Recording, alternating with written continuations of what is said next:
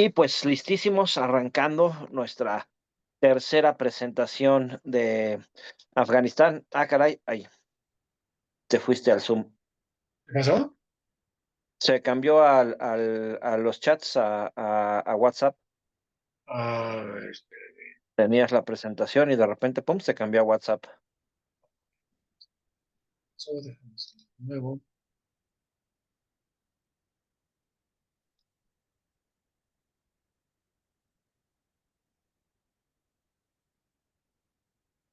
Mm, mm, mm, mm, mm.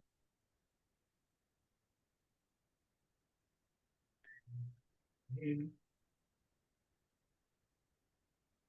entonces, bien.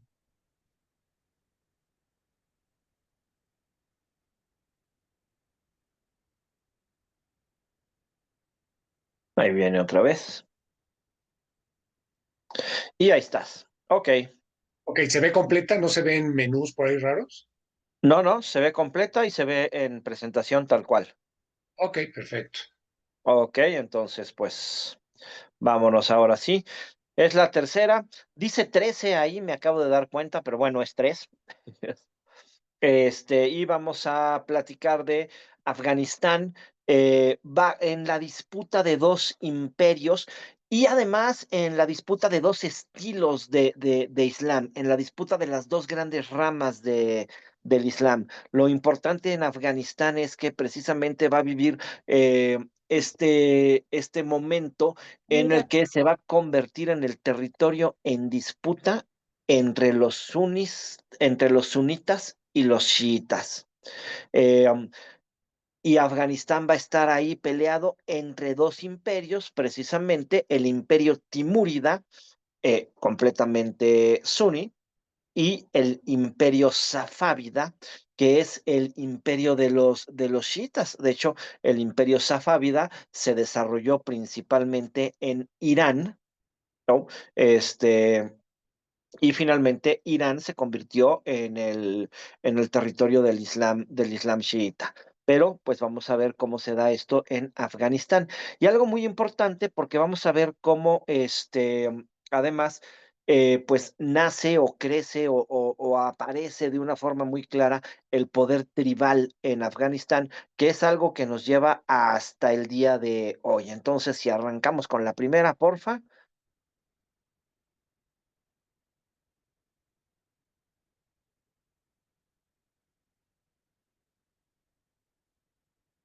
Y vámonos. Ok. Pues habíamos visto que son los mongoles los que conquistan el, el territorio de Afganistán, ¿no? Los mongoles no islamizados en un primer momento. Estos son los mongoles que conquistan los territorios de Afganistán. Pero bueno, esta situación va a cambiar relativamente pronto, ¿no? Eh, Tras la muerte de Gengis Khan muere en 1227, pues todo el imperio mongol se divide entre sus hijos, ¿no? En lo que se conoce históricamente como los ulus o dominios.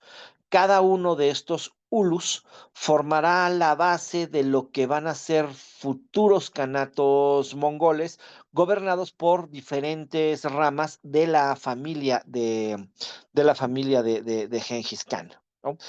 El Kanato del Gran Khan, que será China y Mongolia, con su capital en Karakorum, luego en Pekín, de donde nacerá la dinastía de los Yuan, el Kanato de la Orden de Oro, que es el Kanato que va a crecer en Rusia, eh, luego el Ilhanato, que se desarrollará en Persia y Mesopotamia, y el Kanato de Chagatai, que es precisamente el que dominará la región de Asia Central y por ende el norte de Afganistán, ¿no? Siguiente, porfa.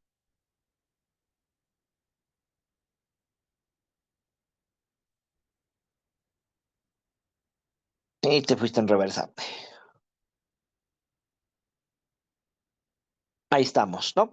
Este, Ok, estos, em, estos mongoles que habían conquistado toda la región, pues eran en origen nómadas, ¿no? La gran conquista de los mongoles no generaban ciudades, no generaban, no traían una cultura, no generaban civilización.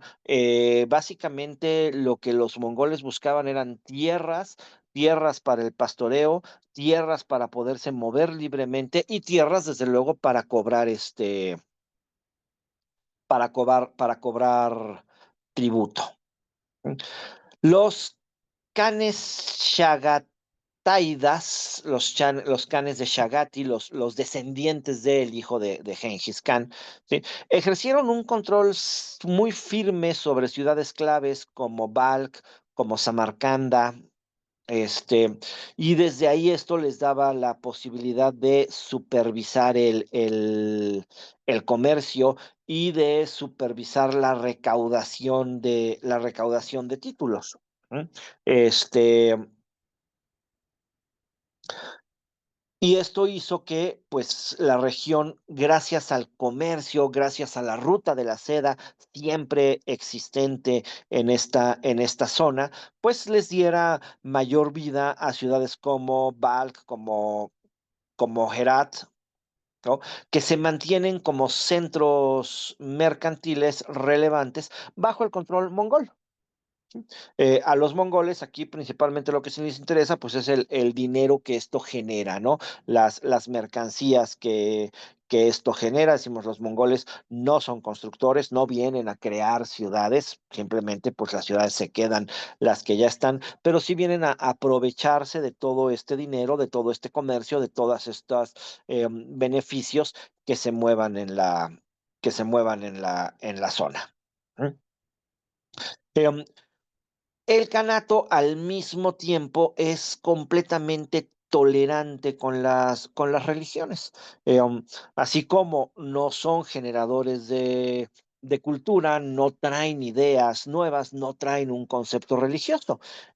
Ellos tienen sus creencias básicamente chamánicas, pero pues no pretenden hacer ningún tipo de imposición. Por lo que el Islam siguió siendo practicado ampliamente por la población local, ¿no? Eh, los gobernantes mongoles aún no se habían convertido, pero claramente lo que terminará por suceder es eso, ¿no? Que se convertirán. ¿M? Los primeros canes, habíamos dicho, practicaban una religión chamánica, ¿no? El tengrismo, la religión chamánica mongola, ¿m? En el que le rendían culto principalmente a los espíritus. Y no será hasta el siglo XIV cuando empiecen a convertirse al Islam. ¿Mm? Eh, Cuando empiece la conversión oficial de los líderes del Canato. Una figura clave en este proceso es Tarmashirin. Tarmashirin, entre 1326 y 1334, es un can que se convierte al Islam sunita. Y esto marcará un giro importante, puesto que a partir de la conversión al Islam, sí cambia este concepto de libertad religiosa, aunque no se impone el Islam, sí empieza a generarse una promoción continua del Islam. Y sí empiezan a aparecer las costumbres que siempre tuvieron los imperios musulmanes, en las que pueden respetar otras religiones, pero se le da preferencia a quien se convierta, ¿no? Entonces, pues este será el gran giro a partir de la conversión de un Khan al, al Islam sunita, ¿no? Se empezará a promover el Islam como la religión de la corte, Con esto aumentará el mecenazgo hacia las instituciones religiosas islámicas y esto facilitará la integración cultural con las poblaciones locales iraníes y turco-mongolas, que son los dos, bueno, dos de los pueblos que convivían claramente en Afganistán, ¿no? Entonces, tenemos claro la población de Afganistán, los afganos, estos pueblos iraníes, estas tribus turco-mongolas que vivían en el territorio de Afganistán, se habían convertido al Islam desde antes, ¿sí? Este, Luego, el imperio de Gengis Khan había tomado todas estas regiones, no son los mongoles, no son los mongoles islamizados, pero respetan la religión y de hecho se terminarán por islamizar, ¿no? Y entonces, pues, este giro hará que, pues ahora, estos gobernantes se vuelvan también promotores del Islam y además empiecen en realidad a compartir la religión con el pueblo que ya habitaba la zona. Otra, porfa.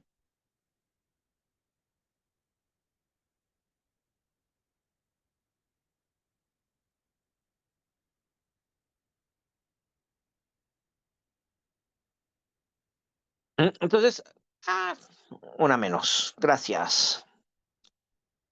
A lo largo del siglo XVI, este Kanato Shagatati se va a dividir en dos partes, en un Kanato occidental, en la región que se llama Transoxiana, más urbanizado, más islamizado, más cercano a la cultura persa, y un Kanato oriental, Mongolistán, más nómada, con más elementos tribales, más creencias chamanistas.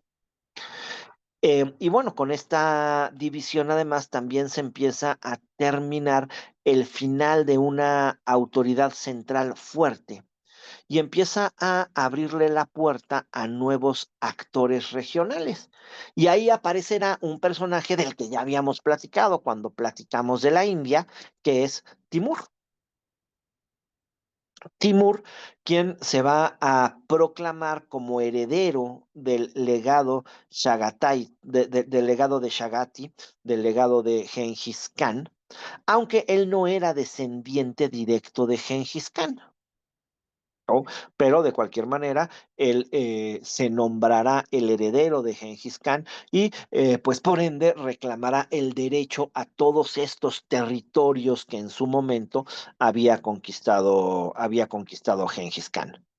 Empezó a penetrar en Afganistán y muchas ciudades afganas empezaron a funcionar como sus principales bases o sus principales puestos de avanzada entre los conflictos que se empezarán a dar entre todos los clanes mongoles, turco-mongoles, etcétera, generando un declive del canato y generando a su vez el ascenso de nuevas dinastías locales, nuevas dinastías regionales y en toda esta guerra, en todo este conflicto, en toda esta situación, por supuesto, empezarán a tomar un papel importantísimo los timuris, los timúridas, los seguidores de Timur, el heredero de Gengis Khan, aunque no es realmente heredero de Gengis Khan, vamos, no es realmente descendiente de Gengis Khan. Otra, porfa. ¿Mm? ¿Quién es este personaje para tratar de ser un poquito más claro, ¿no?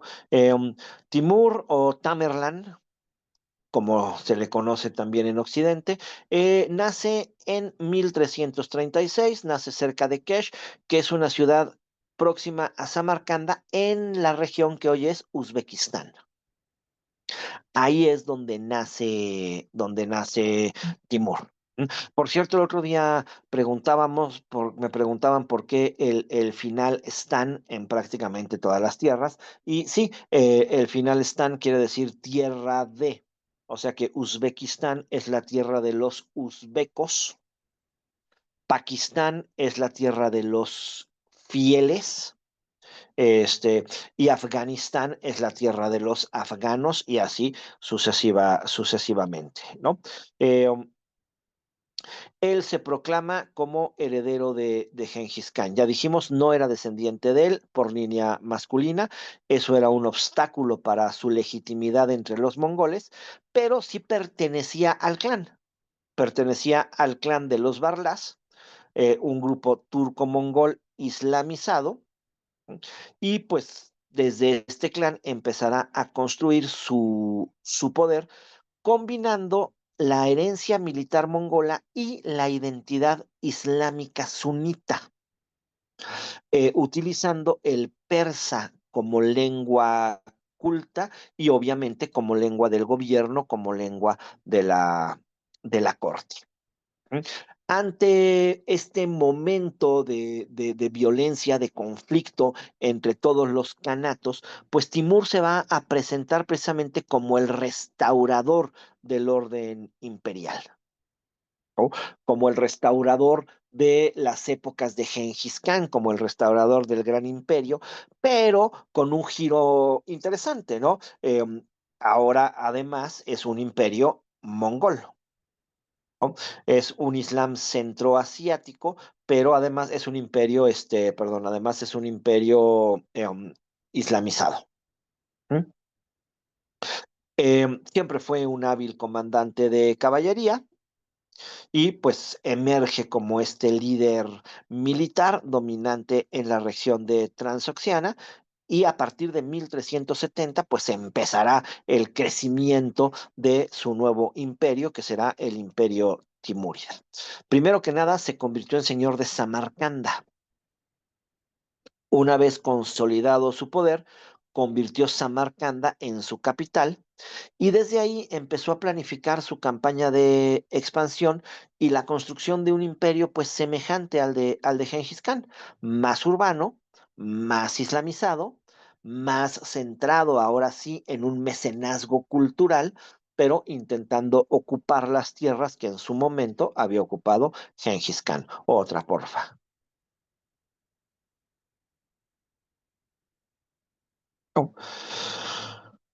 Timur es uno de los grandes conquistadores de la historia, ¿no? Sus campañas terminaron por cubrir un territorio inmenso, ¿no? Desde la India y ¿Ya desde pudiste entrar China. o no? ¿Perdón? No. Desde la India y desde China, ¿no? Organiza muchas expediciones para ir creciendo el territorio y pues trabajará primero hacia el oeste entre 1370 y 1393, en donde tomará las regiones de Persia y Mesopotamia. Ahí él terminará con los restos del Iljanato, conquista Herat, conquista Isafán y conquista Bagdad. En Herat se encuentra con una ciudad muy rica, con una ciudad importante en cultura. Después le heredará esta ciudad a su hijo, desde luego, ¿no? Este, um, la conquista de Timur es una conquista sumamente violenta. Hay grandes masacres. Se estima que murieron cerca de 70,000 personas por rebelarse. Hacia el sur también empezará las campañas en la India.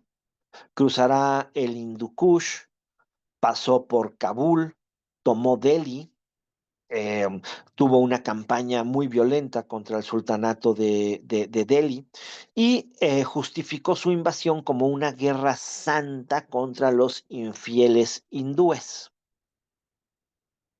Saqueó la ciudad de Delhi, miles de civiles fueron asesinados. Hacia el norte se siguió la guerra contra la Horda de Oro. ¿Mm? Este, Se enfrentó a Tonkatz Mish, el gobernante del Kanato de la Horda de Oro.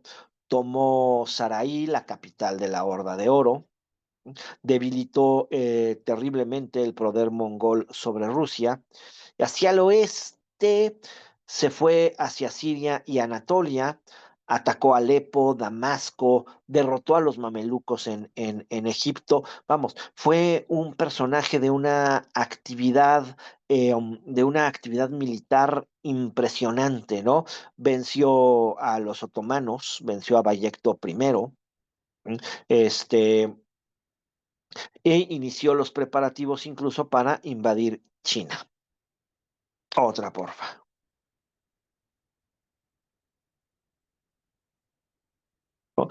Pues logrando un canato de grandes dimensiones ahí, como el que vemos en el mapa, ¿no? Toda la región anaranjada terminó por convertirse en el Imperio Timuri.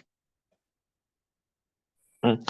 Su centro de poder fue Transaxonia, pero Afganistán tuvo un papel importantísimo en su imperio.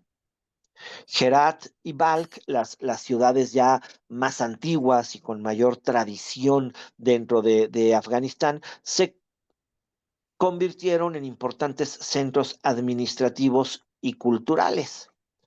Kabul, aunque no es un centro cultural importante, y eso lo vemos claramente el día de hoy. Kabul pues es la capital de Afganistán, pero es la que menos tiene mezquitas antiguas, es la que menos tiene pues elementos que podría ser interesante conocer si alguien se atreviera a ir a Afganistán. Este, ¿no? Herat y Balkh son impresionantes en mezquitas antiguas y en una riqueza cultural pues de varios siglos, ¿no? Kabul no, Kabul fue una base militar importante. Desde Kabul manejó las campañas contra la India. Mm. En todo este imperio consolidó el uso del persa como lengua oficial y el islam sunita como base ideológica. Después de que murió Timur, todavía le heredó a su hijo, Shash Shashrukh.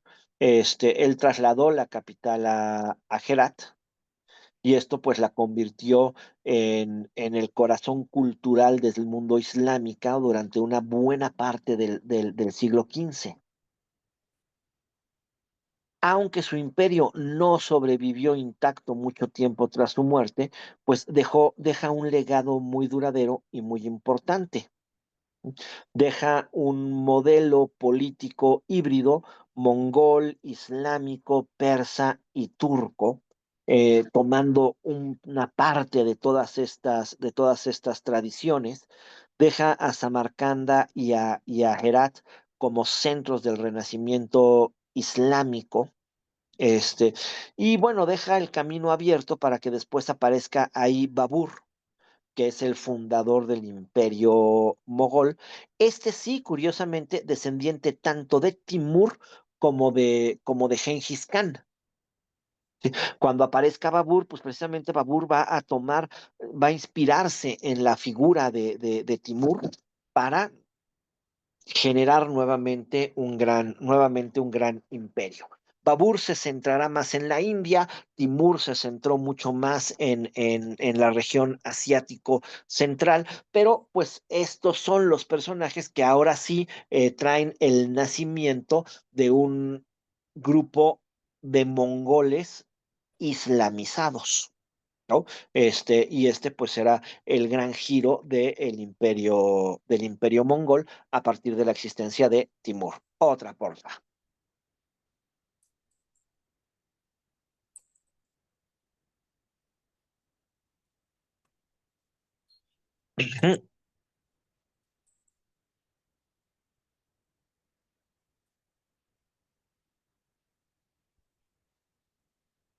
Desde el inicio de su ascenso, Timur entiende este valor estratégico de Afganistán y tomará Afganistán como su base para generar un imperio importante. Afganistán tiene muchos puntos geográficos interesantes. Su geografía montañosa, ya habíamos dicho, que lo hace mucho más defendible que el resto de los territorios asiáticos. Su ubicación entre Persia y la India, las zonas hacia donde pretende expandir su imperio, ¿no? Persia, India y Asia Central. Y pues ahí está Afganistán en medio, su red de ciudades comerciales que la habían convertido en una región vital para control del Oriente Islámico, en una zona comercial sumamente importante. Entonces, pues para Timur, Afganistán será algo muy, muy, muy interesante. Será un corredor militar, será una base logística interesantísima para expandir su imperio, ¿no? Pero además también, pues, integrará sus principales ciudades al corazón de su imperio y será una fuente de administración, infraestructura y mecenazgo cultural. Los mongoles timúridas, los mongoles islamizados, ahora sí son un grupo que trae una cultura propia y que desea que su cultura crezca, que su ideología del mundo crezca y que el Islam sunita crezca.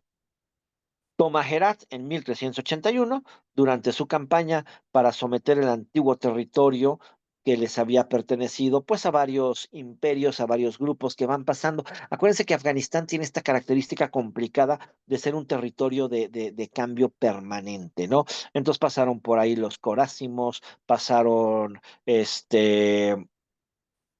pasaron por ahí pues todos los grupos mongoles diferentes, pasaron ahí todos los imperios que hemos ido mencionando y finalmente pues Timur lo tomará también y lo verá como este centro de mecenazgo cultural, como este centro para promover el Islam, ¿no?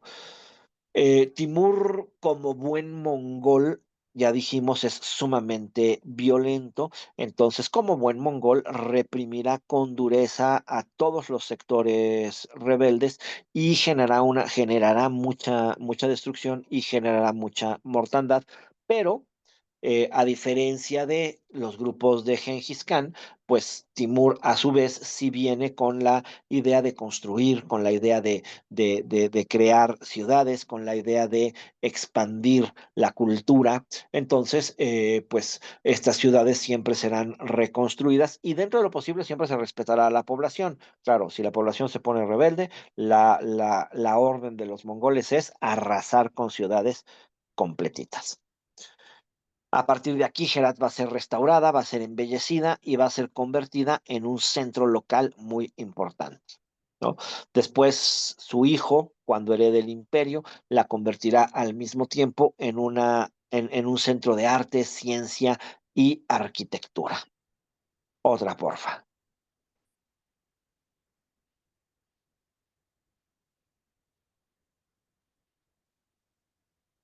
¿No? Vean la mezquita de Herat, ¿no? Eh, la mezquita de Herat construida durante las épocas del imperio timurida, perdón, la mezquita de Balkh construida durante las épocas del imperio timurida. ¿No? Eh, Balkh, por ejemplo, que había sido devastada por las primeras invasiones mongolas, por la época de Genghis Khan, pues en el siglo, pues Timur la retomó y comenzó a reconstruirla y comenzó a ser una ciudad para promover toda esta cultura, para promover el Islam, por eso vemos esta mezquita impresionante, ¿no? Además, por su posición al norte del Indus Khan y cercana a Samarcanda, pues era la ciudad bisagra entre las provincias afganas y el paso hacia las regiones de la India. Desde Balkh, Timur organizó todos sus movimientos para seguir creciendo su imperio hacia el este, hacia el sur, y pues la ciudad también recuperó todo su dinamismo comercial, toda su planificación, ¿no? No alcanzó el brillo de Herat, pero también se vuelve una ciudad sumamente importante. Otra, porfa. ¿Ah? Y Kabul, que pues como ya habíamos dicho, no tiene esta característica de centro cultural, ¿no? Kabul es una ciudad mucho más moderna, pero tiene esta situación de importancia militar y de importancia geográfica.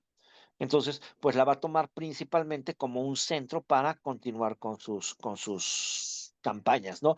Será la zona de concentración de tropas, será la zona de control de los pasos montañosos, será la zona de avituallamiento, será la zona para poder cruzar el Hindu Kush. Entonces también se vuelve una ciudad muy importante, aunque sin la riqueza cultural de las otras ciudades. Otra, porfa.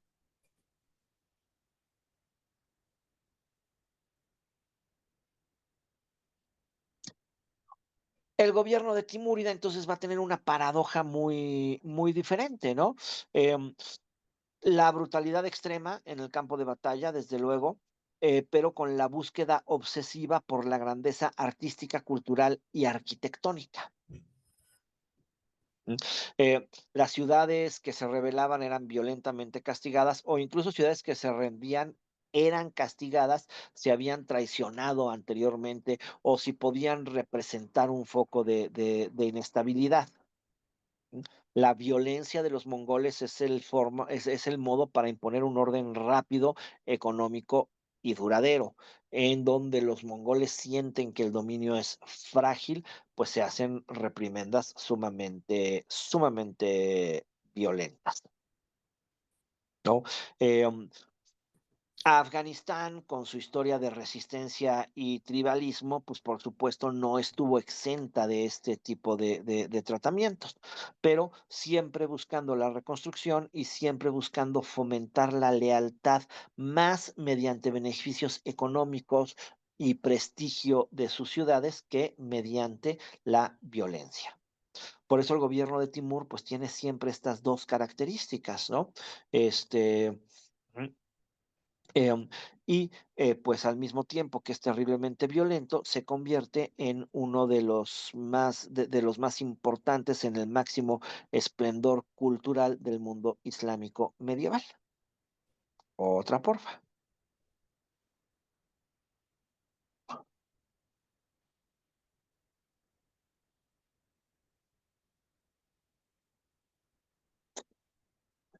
Entonces, conquistó, construyó una imagen de poder impresionante, fusionó todas estas tradiciones interesantísimas, ¿no?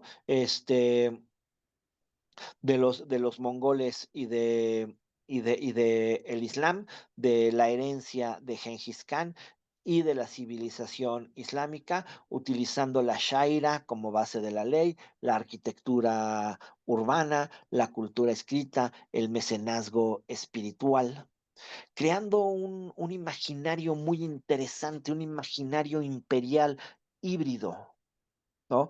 Que traerá una serie de logros muy duraderos. Timur se convirtió realmente en un gobernante afgano, se convirtió realmente en un emperador islámico.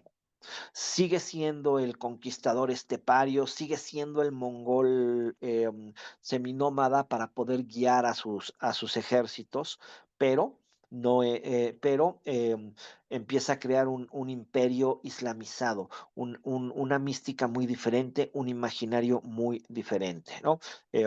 Legítimo, no legítimo heredero de Gengis Khan, pues se proclamó heredero de Gengis Khan, tomó el título de Amir, comandante, en lugar de tomar el título de Khan.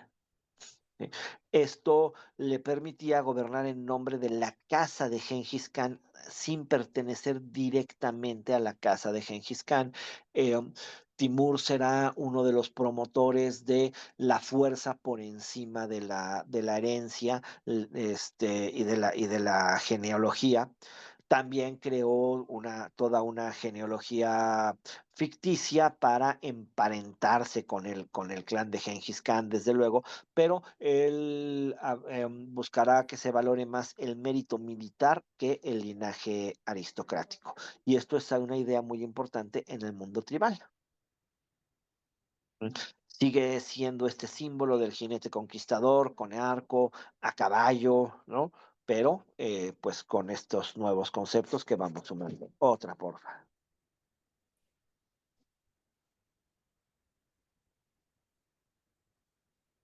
Wow, qué hermoso. Así es, ¿no?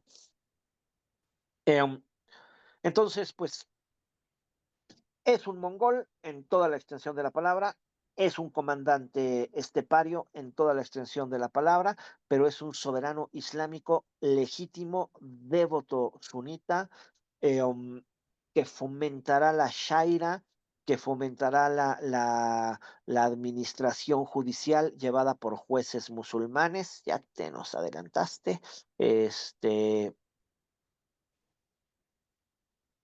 ¿No? Ahí está. Eh, que construyó mezquitas y madrazas, tanto en Samarcanda como en Herat, que apoyó al ulema sunita, que se rodeó de teólogos y juristas, ¿no?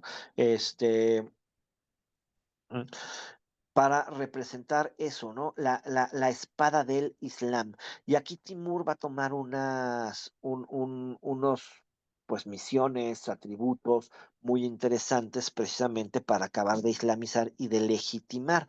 Timur se presenta como la espada del Islam. La espada del Islam está encargado de corregir las desviaciones, defender la ortodoxia y proteger al mundo islámico de los herejes. Acuérdense, los herejes son los que desvían la creencia, ¿no? Los infieles son los que no creen. Los herejes son los que desvían la creencia. Y en esto el Islam tiene algo similar al cristianismo. Es más violento con los herejes que con los infieles. Entonces, defender la ortodoxia, y entonces hay que proteger al Islam de los herejes, y los herejes para Timur son precisamente los chiitas o los ismailíes. Los infieles, como los hindúes, o los corruptos, como los mamelucos o los otomanos. Si se fijan con esta espada del Islam, pues claramente Timur se legitima para atacar a todos. ¿Sí? Todos son malos. Todos los que no sean él, ¿no? Los mamelucos y los otomanos que practican el Islam sunita, el mismo que promueve Timur y demás, esos son corruptos, ¿no? Y los otros, pues son herejes o infieles. En este momento está tomando mucha fuerza la división entre estas corrientes del Islam, ¿no? Entonces vamos a repasar rápido cuáles son estas corrientes del Islam. La división eh, tiene su origen en una disputa política y espiritual después de la muerte de Mahoma en el 632 después de Cristo, sobre quién debe de liderar la comunidad musulmana. Ese es el origen de toda la división entre estos tres grupos. La otra, porfa. Y entonces estos grupos son los sunitas. Los sunitas son la inmensa mayoría del Islam, representan alrededor del 85%. Ellos creen que el liderazgo debe de recaer en la persona más capacitada y elegida por consenso, y que no necesariamente tiene que ser un familiar del profeta. Reconocen como legítimos a los cuatro primeros califas, Abu Bakr, Umar, Uthman y Ali. Seguían por la Suna, por la Shaira y por la Suna. La Suna es el libro que habla de las vivencias de la vida de Mahoma. Entonces lo Es usan el como Corán, ¿no? tradición para su ley, ¿no? Este, y bueno, pues son la mayoría de los países de Arabia Saudita, Egipto, Turquía y una parte de Afganistán. Los chiitas o chiíes representan entre el 10 y el 15% del Islam. Y ellos creen que solamente los descendientes directos de Mahoma, a través de su primo y yerno Ali, tienen derecho a liderar la comunidad. Consideran a Ali y a sus descendientes imanes, a sus descendientes los imanes, las figuras espirituales, del Islam, las figuras infalibles. ¿Mm? Eh, um, para ellos, la historia del martirio del imán Hussein, el nieto de Mahoma, en Karbala, pues es una parte central de su identidad religiosa, y ellos están principalmente en Irán, Irak y en el sur del Líbano. Y aparece un tercer grupo muchísimo más pequeñito que son los ismailíes. Son de judíos, ¿no? No, son Ismaelita. musulmanes, ¿sí? Son una rama del chiismo muy pequeñita, muy minoritaria. Ellos se separaron de los chiitas duodecimanos. ¿Qué es esto de los chiitas duodecimanos? Según los chiitas duodecimanos, el duodécimo imán Mm. está oculto por, por un poder divino y protegido, porque como asesinaron a muchos imanes, entonces su figura está oculta bajo un poder divino y por ende, pues no lo conocemos, no está, pero está vivo actualmente en algún lugar, está escondido y es el legítimo sucesor. Y él reaparecerá en el momento oportuno Es para como el unificar, Mesías. es su Mesías, para unificar al mundo alrededor del Islam. Y los ismailíes siguen teniendo un sucesor y son los únicos que siguen a un imán vivo. Actualmente, el Aga Khan cuarto es su imán. Ah, ese que lo ¿Mm? pesan en oro, ¿Perdón? es el Aga Khan, no es el que el día de su cumpleaños lo pesan en oro. Mm, Había esa no tradición, a ver lo, si se acuerdan. No, no viene no de... lo, no lo, no lo sé. Aga Khan cuarto es el imán vivo del Islam, bueno, de una minoría muy pequeñita del Islam, que son estos ismailíes, ¿no? Y lo consideran su guía espiritual y su guía político. Sí, son más esotéricos, son más flexibles y hay poquitas comunidades islamíes en la India, en Pakistán, en Afganistán, en Siria, en Tayikistán y en algunas regiones de África. Mm. Esos son los tres grandes grupos del Islam. El, Otra, el- por el favor. tema, el tema beligerante del Islam, o sea, la intifada y de que hay que matar a los infieles y todo esto, a los terroristas, ¿esto es común a los dos Chiitas. grupos principales o es más de los chiitas? Es más de los sunnis. Sí. El Islam más agresivo es el Islam sunita. Los talibanes son sunitas. eh, Al-Qaeda era sunita. Entonces, los más agresivos y violentos son los sunis. Dentro de ambas tradiciones existen grupos terroristas, dentro de ambas tradiciones existen grupos extremistas, pero los que más ruido y más violencia han generado son los sunitas. Otra, porfa.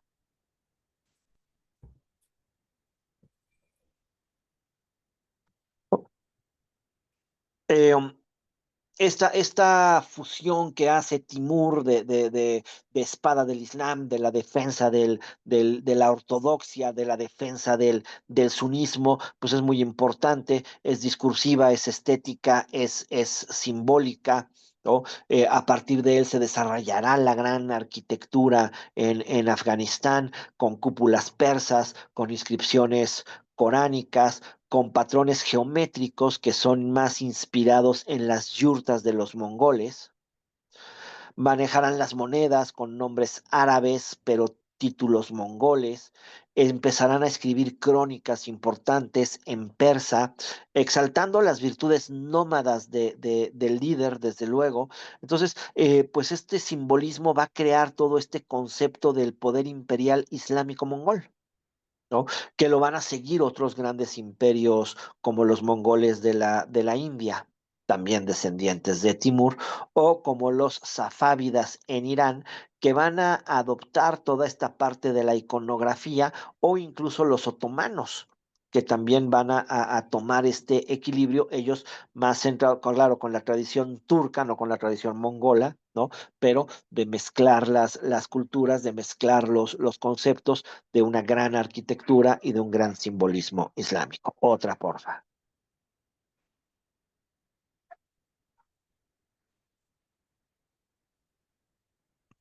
Dentro de todo este imaginario, dentro de todo este imperio, pues Afganistán se convierte en un centro sumamente importante, ¿no? Herat, Balak, Kabul, más allá de ciudades conquistadas, se convierten en territorios integrados al corazón del imperio, ¿no? Combinan los valores tribales locales con la administración islámica centralizada y empiezan a promover una identidad mestiza, no totalmente persa, no totalmente mongol, sino siguiendo toda esta mezcla persa, mongol, turca, afgana, todo a la vez, ¿no? Se vuelven espacios de una multiculturalidad muy importante. Y entonces Afganistán deja de ser un territorio de paso para convertirse en el centro civilizador. Esta es la gran diferencia del imperio timúrida, ¿no? Todo este imaginario imperio islámico mongol que fusiona lo mejor de dos mundos, que le da legitimidad islámica a los gobernantes mongoles y que utiliza los edificios, los retratos, la literatura, como mecanismos de cohesión, ¿no? Otra, porfa. Perdón, profesor. Entonces, Sí, durante el imperio de Timur, sí. no tenía ese papel que acabas de mencionar. ¿Eso fue posterior? No, a partir del imperio de Timur es que Afganistán empieza a tomar este papel importante. Ah, ok. ¿Sí? Afganistán se convierte ya no en un territorio de paso, ya no en un territorio lejano como lo fue en imperios anteriores, sino ya al contrario, en el centro de la movilización. ¿Sí? Y todo esto lo va a tomar a partir del imperio de Timur. Y pues tiempo después de Timur, desde luego, aparecerá otro personaje muy importante, ¿no? Que es Babur. Eh, los imperios mongoles continuamente tienden a fragmentarse y recrearse, ¿sí? Entonces, el imperio timúrida tuvo su duración en la historia, le dio este centro, le dio esta importancia a Afganistán, pero bueno, finalmente, nuevamente será un imperio que tienda a fragmentarse, a tener una serie de luchas internas y pues igual que todos los imperios mongoles, terminará en una fragmentación. La historia de los imperios mongoles casi siempre va siendo eso, ¿no? Se fragmentan hasta que aparezca un líder lo suficientemente fuerte para volver a unificar un gran territorio que al ratito terminará por fragmentarse nuevamente, ¿no? Y entonces, después de Timur, el otro gran personaje de los mongoles islámicos, claro, hablamos principalmente de él cuando hablamos de la India, porque él es el creador del imperio mogol, es Babur, Zahir ud-Din Muhammad Babur, a quien finalmente conocemos como Babur. Él nació en 1483, el 14 de febrero de 1483. Nació en una ciudad del actual Uzbekistán y proviene de las genealogías más ilustres de Asia. Él sí es descendiente de Gengis Khan y él tiene una característica muy interesante. Es tanto descendiente de Timur como descendiente de Gengis Khan. Por parte de su padre desciende de Timur, por parte de su madre desciende de Gengis Khan. Él es el fundador del imperio mogol del que hablamos durante la época de la India. Él tiene un linaje perfecto porque es heredero legítimo por todos lados, ¿no? Tiene un doble prestigio, es heredero de Timur, es heredero de Gengis Khan. ¿Mm? No siempre estuvo rodeado de gloria, desde luego, como ya habíamos hablado. Él a los 12 años heredó el trono de Fergana, pero lo perdió poquito tiempo poquito tiempo después. Él a los 12 años hereda el trono, intenta conquistar Samarcanda, no lo logra y finalmente es expulsado por otras facciones timúridas, por la nobleza uzbeca, y Babur momentáneamente se queda sin tierras para gobernar. De aquí, pues vimos que resurge el gran personaje que va a conquistar la India, precisamente, ¿verdad? Otra, porfa.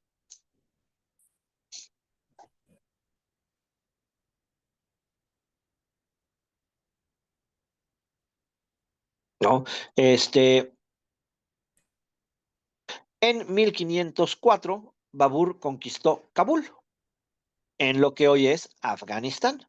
Nuevamente, mismo sistema. El imperio timúrida cayó, se genera un debilitamiento, hay un vacío de poder y pues este vacío de poder pues le dará a Babur la fuerza y la legitimidad para conquistar estos territorios. Entonces, nuevamente, en 1504 aparecerá una figura fuerte en Afganistán, aparecerá un nuevo conquistador de Kabul, que es precisamente Babur.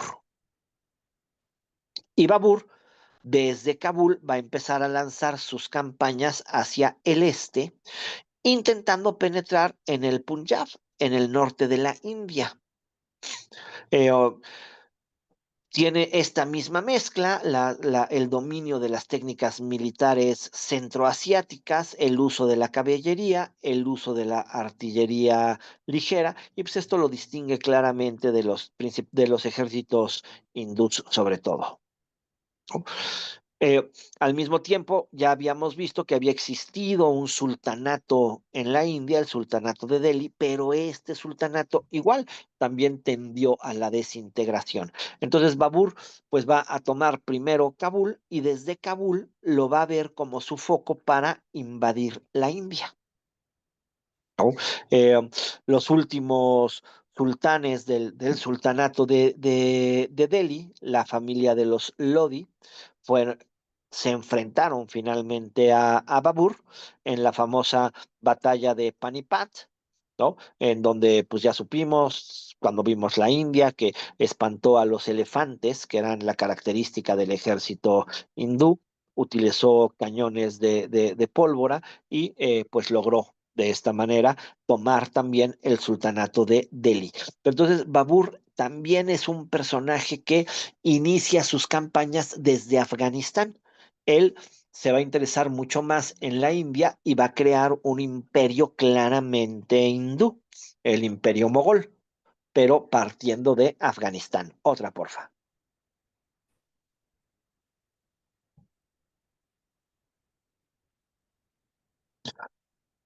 Eh, um, La victoria, pues es total. Ahí es donde se muere Lodi en combate. Lodi, el último sultán de Delhi. Babur entra triunfante a Delhi y crea el imperio mogol, ¿no? Mughal, derivado de mongol, en realidad, como ya habíamos dicho, mongoles y mogoles son lo mismo, ¿no? Y pues dominará el subcontinente indio por poquito más de 3 siglos. Babur se va a dedicar toda su vida a consolidar su poder en el norte de la India, enfrentando rebeliones, adaptándose al entorno cultural indo-islámico. Terminará por morir en Agra en 1530 a los 47 años. Y lo sucederá su hijo, Humayun, ¿no? Y luego será su nieto, Akbar el Grande, el que terminará ya de consolidar el gran imperio mogol. Otra, porfa.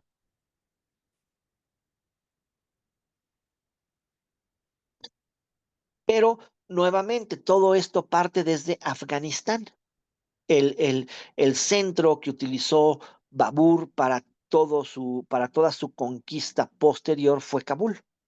Fue la conquista de Kabul lo que le dio un lugar cómodo para expandirse a la India, lo que le proporcionó una base segura, lo que le proporcionó un refugio lejos del poder uzbeco. Recordemos que primero, originalmente, el reino de Babur estaba en la zona de los uzbecos, de donde lo destronaron y lo corrieron, ¿no?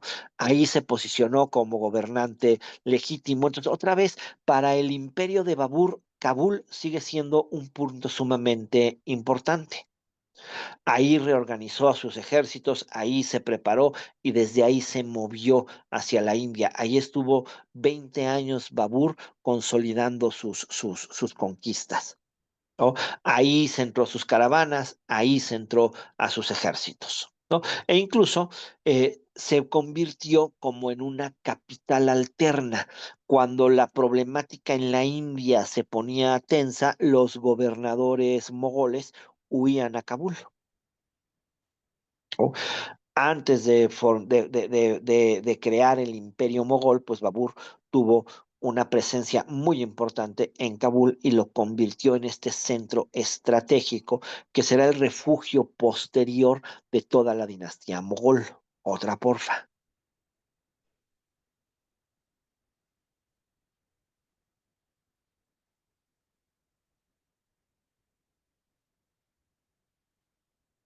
Entonces, pues nuevamente sigue siendo el centro del Islam, el centro de los imperios mongoles, el centro sobreviviente del poder de Timur, ¿no? Y la sede desde la que se va a generar la conquista de la India. Kabul es el paso natural a la India, es la zona del Hindu Kush, la zona de las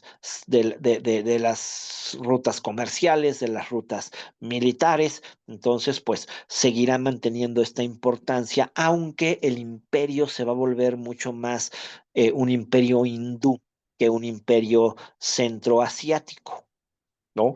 Una zona fácil de defender, una zona rica en recursos agrícolas, entonces pues mantendrá una importancia durante todo este periodo. Otra, porfa.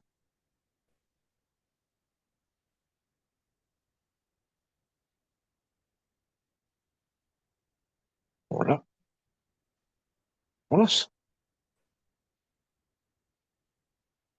Babur tiene esta misma característica, no solamente es un comandante, es un príncipe letrado, es un poeta refinado, es un amante de los jardines, de la naturaleza, de las letras. Entonces, pues también organizará una corte culta, una corte políglota, seguirá utilizando el persa como el idioma culto, como el idioma de la corte, pero en su corte se hablará persa, shagatati, turco, árabe y muchas otras lenguas afganas. Creará un sistema administrativo muy estable, ¿no? Y manejará esta doble herencia. Eh, Kabul seguirá siendo, por ende, una ciudad importante en cultura, una ciudad taller, ¿no? Una ciudad de donde nacen todas las ideas del nuevo imperio, ¿no? Aunque después gobernó desde Delhi, Kabul nunca dejó de ser importante. Entonces, esta zona del sur de Afganistán va a pertenecer al imperio mogol, ¿no? Va a ser una capital alterna, va a ser un centro de las tropas elite, va a ser un centro de reclutamiento de arqueros afganos, ¿no? Entonces, pues siempre mantendrá esta situación importante y es la zona afgana que le pertenece al imperio mogol, cuyo centro se fue hacia la India, ¿ok? Otra, porfa.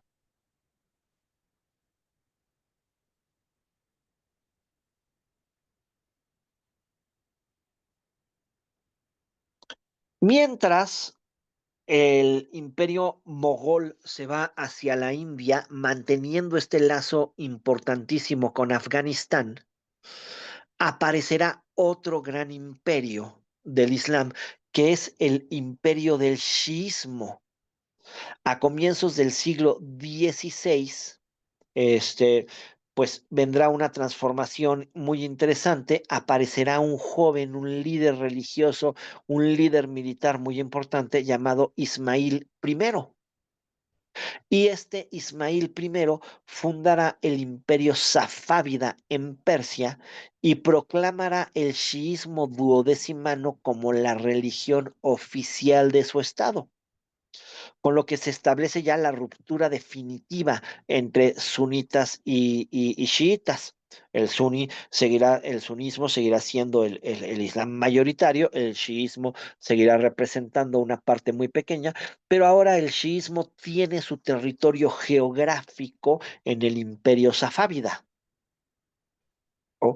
Esto va más allá de una reforma religiosa, es toda una revolución identitaria geopolítica. Ahora los safávidas, herederos del Islam chiita y con un territorio propio, se convierten en un contrapeso del poder de los otomanos sunitas y del imperio mogol también sunita. Esto va a generar algo muy interesante. Precisamente ahí en medio está Afganistán. ¿No? Hay una profunda rivalidad religiosa y política. Y en medio de estos dos grandes imperios en pugna permanente está Afganistán. Por ende, Afganistán se va a convertir en el territorio en pugna, en el territorio que a ratos va a ser safávida y a ratos va a ser mogol, en el territorio en donde a veces se va a imponer el chiismo y a veces se va a imponer el sunismo. Otra, porfa.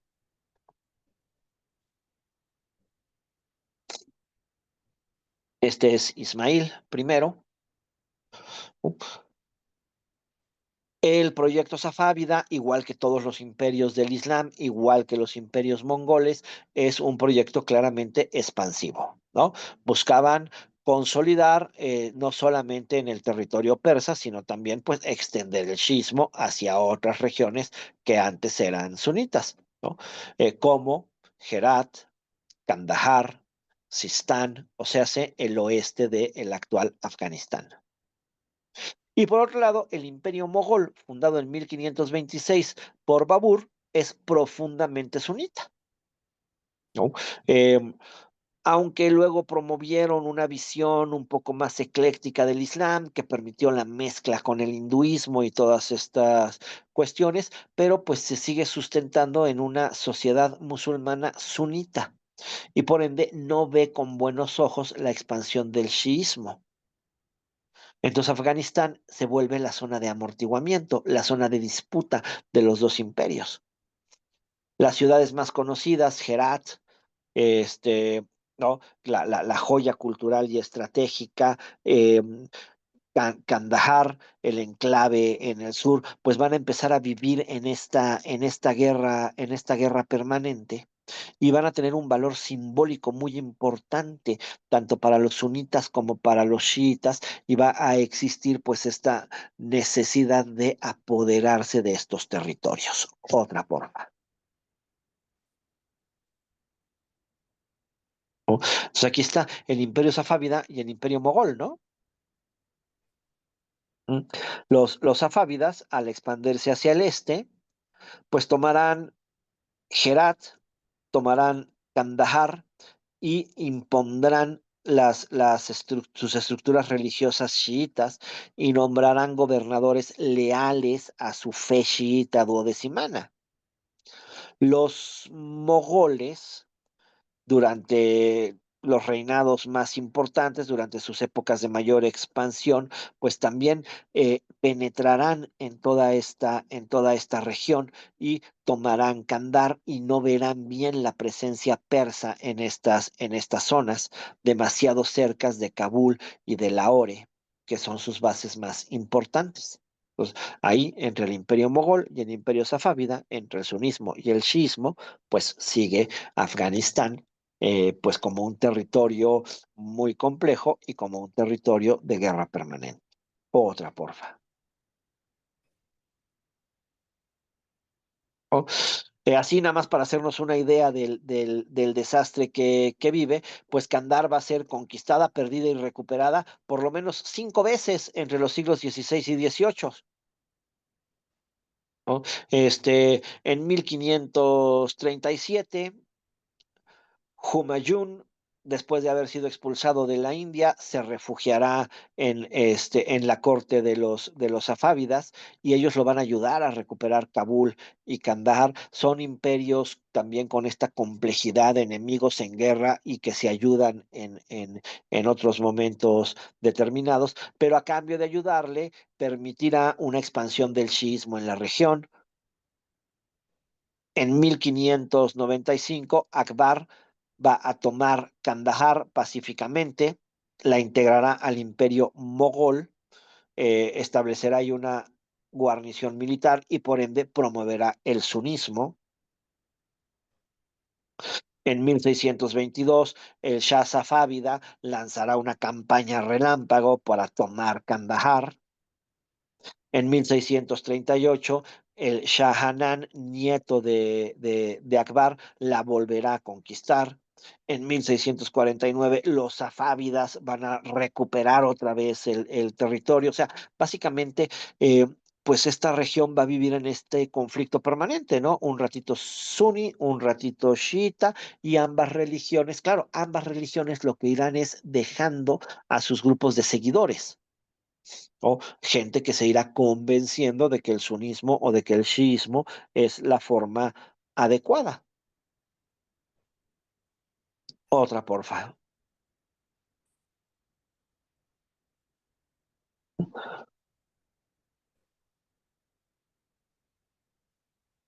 Entonces, pues sí, será esta profunda discusión religiosa, ¿no?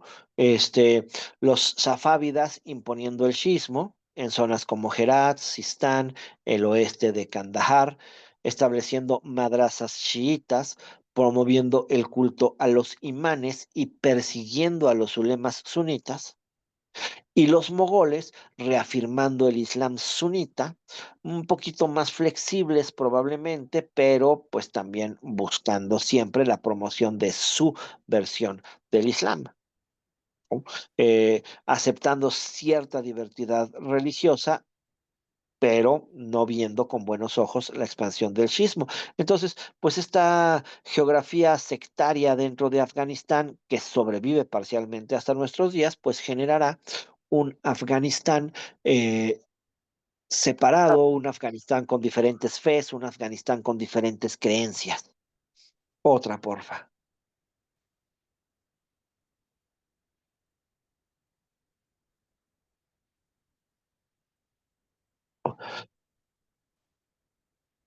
Durante los siglos XVI y XVII, pues es esta frontera viva entre el chiismo persa y el sunismo indio, ¿no? Con todas sus guerras religiosas, con toda esta conflicto político entre los dos imperios musulmanes importantes de su época, con esta alternancia de control permanente, ¿no? Este, y pues esto va a revelar un Afganistán muy interesante. ¿Sí? Afganistán, en realidad, lo que vamos a ver después es que dentro de todos estos conflictos, Afganistán va a desarrollar un importantísimo poder tribal. Otra, porfa.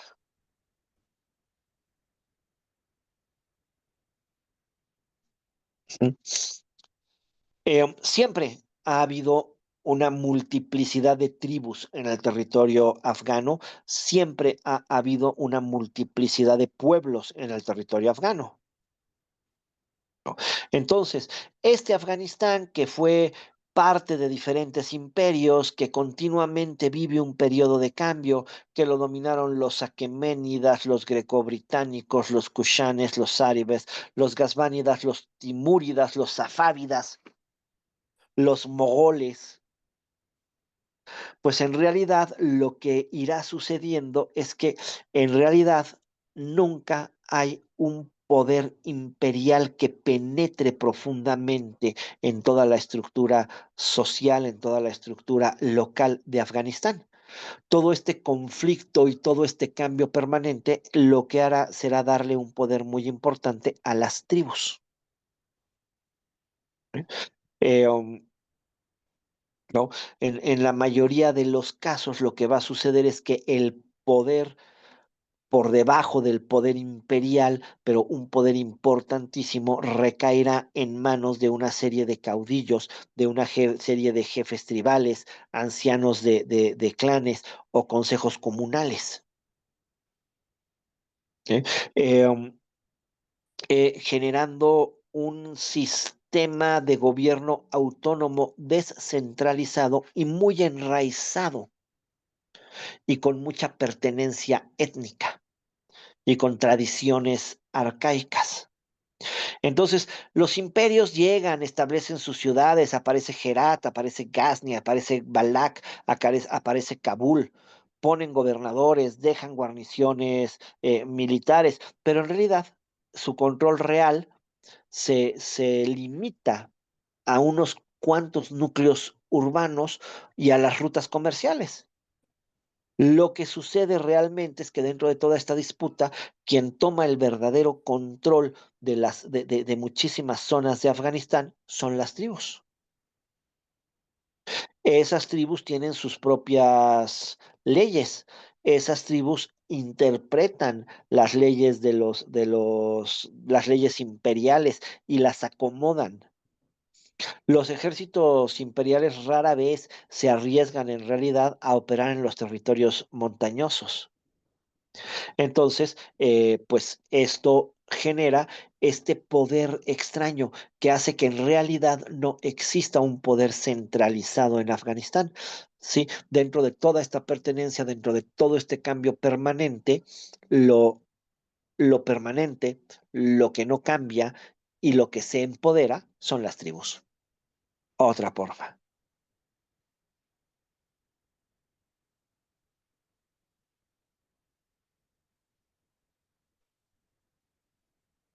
Y pues mientras más frecuentes sean las transiciones imperiales o los periodos de guerra, pues más fuerte va a ser el poder de estas tribus, ¿no?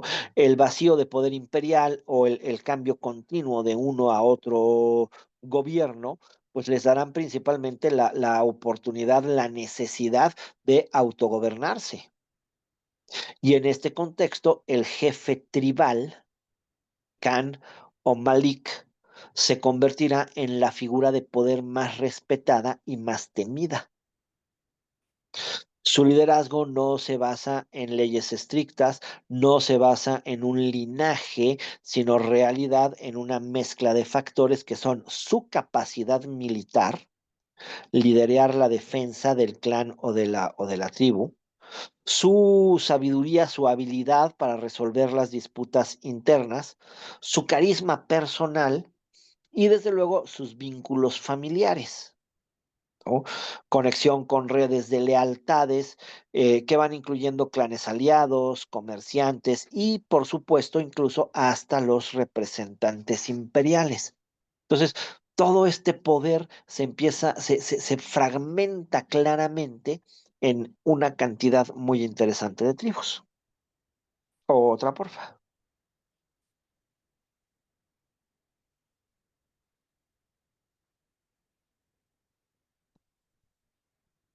La figura del jefe tribal se convierte en este puente entre el mundo imperial y el mundo local.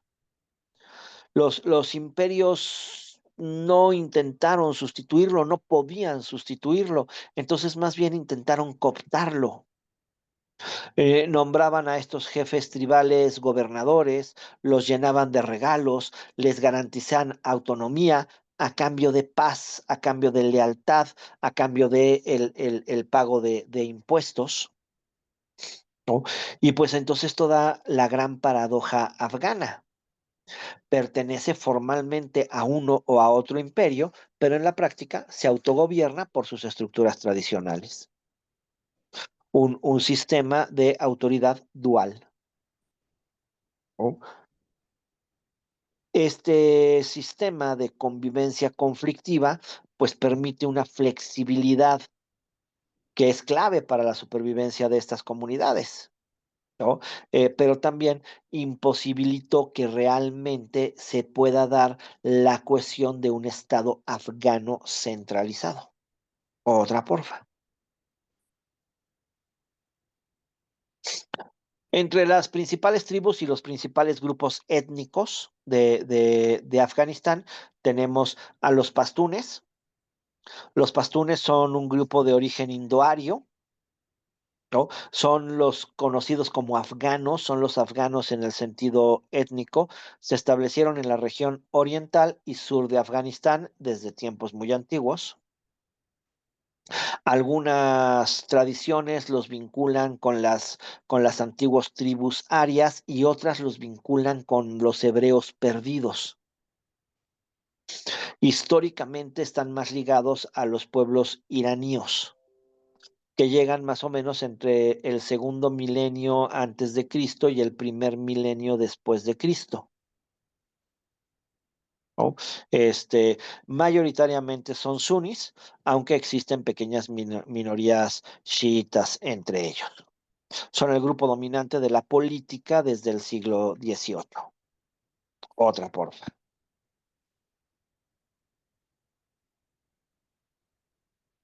Los házaras,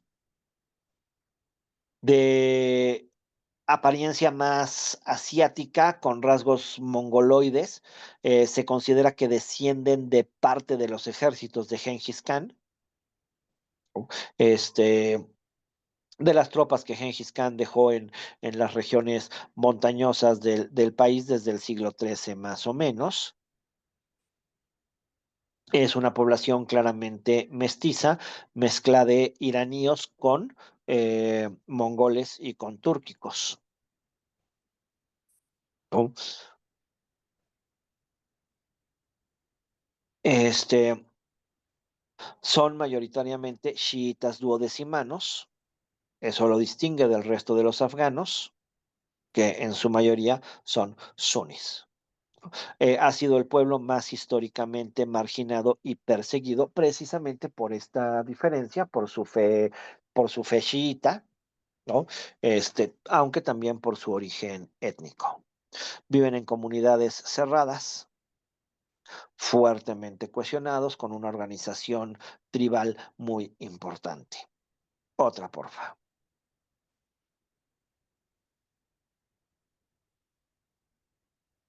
Los tayikos, descendientes directos probablemente de poblaciones iranías sedentarias, se les consideran los herederos culturales del antiguo mundo persa, ¿no? Son muchos pobladores históricos de las ciudades. Ellos se han centrado más en las zonas de las ciudades, en Balak, en Herat, en Badkashan. Hablan Dari, que es una vertiente del persa, ¿no? Son pues el grupo que ha mantenido la lengua, la tradición y la literatura persa clásica. Mayoritariamente también son sunis, aunque hay pequeños grupos ismailíes. Otra, porfa.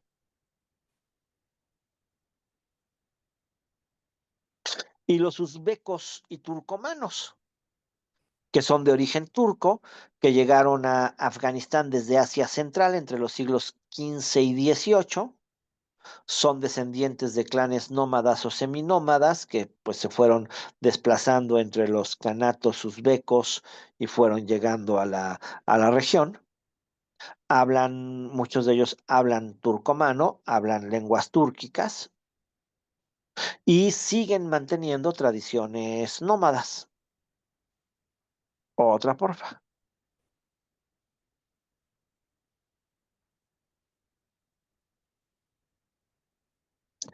Entonces, con este patrón de autonomía dentro de los imperios, pues en realidad lo que tiene es el efecto a largo plazo del poder tribal, ¿no?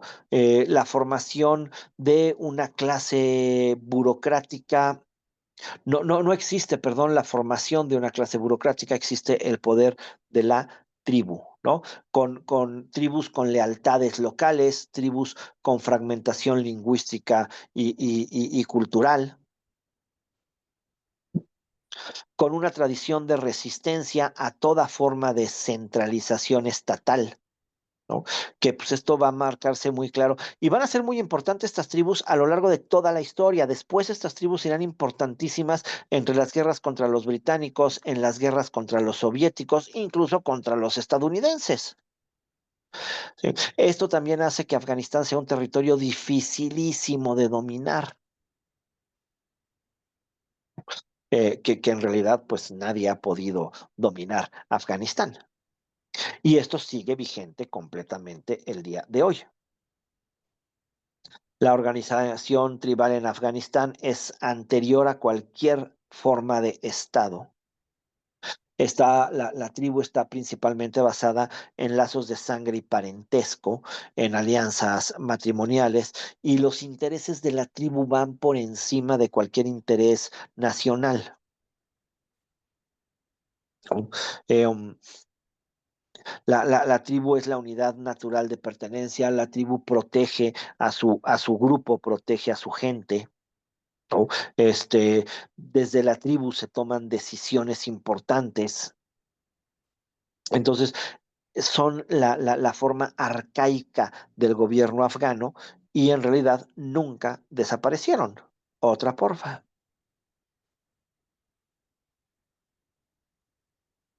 ¿no? Tan nunca desaparecieron, ¿no? Que cualquier imperio que haya intentado incorporar a Afganistán en realidad no lo ha logrado. Persas, griegos, árabes, mongoles, safávidos, británicos, soviéticos, gringos, siempre se han enfrentado a los obstáculos de el terreno montañoso y a la lealtad tribal, ¿no? Eh, um, La tribu es este refugio frente al poder imperial. Cuando las capitales cambian de mano, los jefes tribales permanecen, la tribu permanece. Cuando los ejércitos llegan y se van, las alianzas locales siguen funcionando. Entonces, el tribalismo es lo que garantiza la continuidad en el mundo cambiante y en el mundo hostil. ¿Sí? Estas tribus en realidad incluso son muy flexibles. No es una imagen rígida, no es, ¿no? Es porque tienen gran capacidad de adaptación, de integración táctica con imperios. Los jefes tribales hábilmente aceptan tributos, aceptan cargos, aceptan pensiones, y entonces se convierten en este poder autónomo, en este poder, pues detrás, debajo del poder, y en este poder que realmente es el que rige.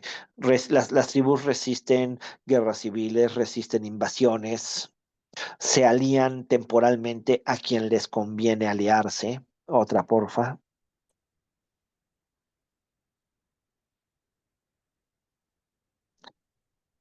Y son la modernidad afgana.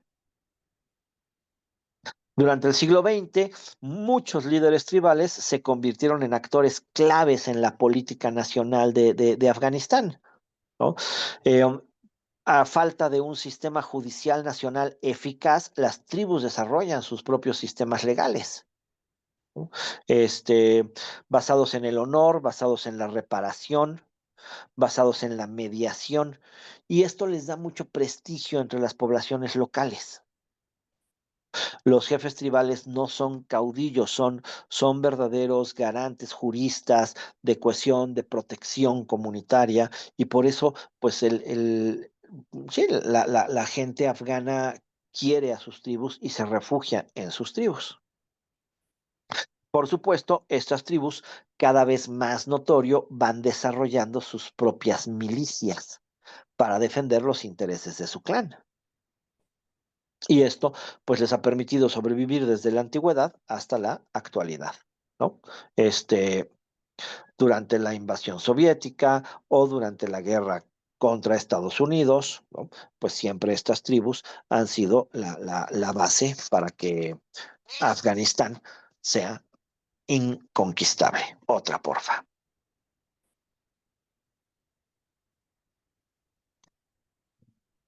Pues esa es la característica de Afganistán desde la antigüedad hasta la modernidad, ¿no? El Afganistán del siglo XXI sigue siendo importantísimo el poder tribal.